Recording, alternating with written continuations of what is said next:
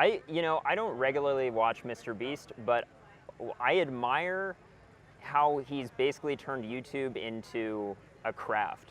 Like the way he does his thumbnails, the way he does his titles, it's insane, man. He has perfected the craft of YouTube.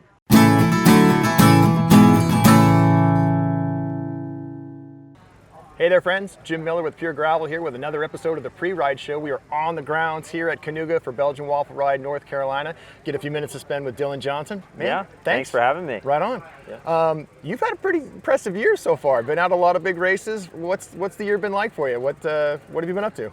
Yeah, appreciate it. Yeah, I guess the first big race was Gravel Locos, this was the first year it happened in Hico, Texas. A lot of the big hitters were there. Lawrence Ten Dam, Colin Strickland, Pete Stetina. I ended up with a 4th place there, and at Unbound had some bad luck, just like about everyone out there had flat tires. I think every single person I talked to other than Ian Boswell had flat tires, so that was the norm that day. But I think I finished 12th there, and then my last big race was BWR San Diego, and after the results all came in, after a week or so, it looked like I got 14th there. Not bad at all, man. That's really great. We're stoked to sit down with you because we've got an authenticated YouTube star here. I'm going to talk about that for a little bit. How did that get started? Was that just on a whim? Did you dive into it like full on and just figure it out later? How did it come about? Yeah, so at the time I was working for CTS as a coach, and I wanted a way of promoting my coaching. And I kind of tried to do it on Instagram with not that much success. And I was such a fan of YouTube. I watched YouTube videos that I thought I would give it a try myself. But it wasn't like I just turned on a camera, started talking, and then uploaded it and see what happens. There was probably a month of research into how to make a YouTube video before I even put out my first video. Mm-hmm. And then from my very first video, I wanted it to be high quality, and I had this idea that I wanted to turn it into a YouTube channel. So I think in my very first video, I was asking people to subscribe.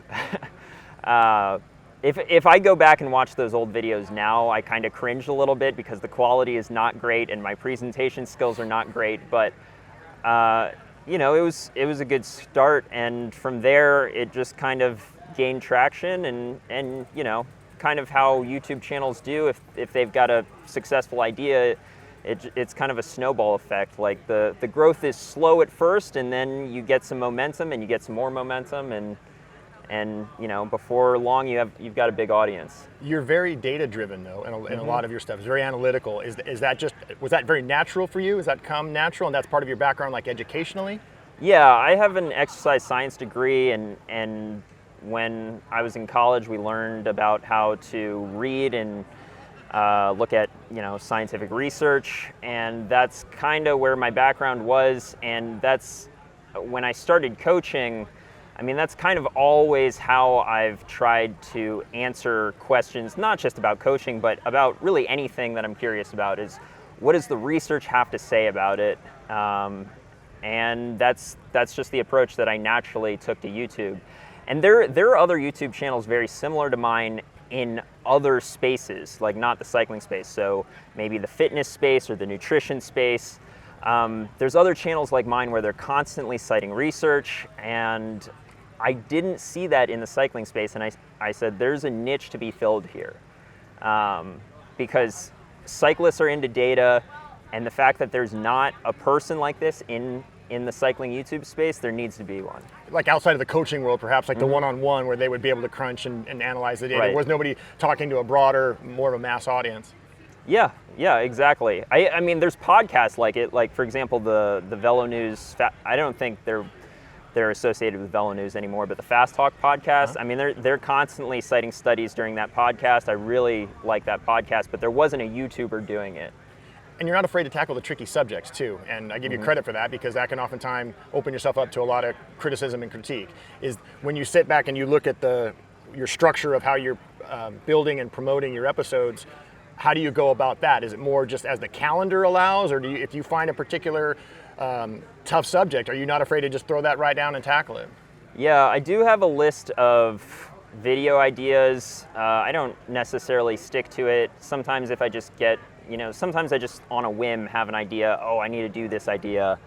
For example, like the Trainer Road video, I looked at Trainer Road plans before, but I think the month leading up to that video, I'd had a number of people email me and say they were burnt out on Trainer Road, and I was just like, there's something here. There's got to be a reason why this many people are burnt out on Trainer Road. I gotta look into this deeper. And when I did, that was not a video that was on my calendar. That was one where I was like, I got to make this video. Yep. Sometimes it happens that way, right? It just comes about and you jump into it. I know you got a little sneak preview of the course. You've been out picking off sections and things like that. Any thoughts? So you've done some riding in this area? And So I live 20 minutes from here, and some of these roads I don't ride on a normal basis, but some of these roads I ride probably 3 times a week, 4 times a week. So I know the course pretty well, and despite the rain, I don't think it's going to affect the gravel much. I don't think there's going to be a lot of mud. There may be mud holes and like standing water on the course, but I don't think it's like we're going to be trudging through mud, like Mid-South in 2019 or 2020, I think. Yeah. So I think the course is going to be in good shape. Yeah, I'm looking forward to it. I'm glad. I think you're going to give it a heck of a run and be one of the main contenders in my book, that's for sure. Yeah, I'll try. Right on. Dylan, we appreciate you. Yeah. Thanks for looking in. My man Dylan Johnson here on the Pre-Ride Show. Please subscribe and also click the little bell next to that so you get notifications of all the future episodes that drop while we're here in North Carolina. Thanks for looking in.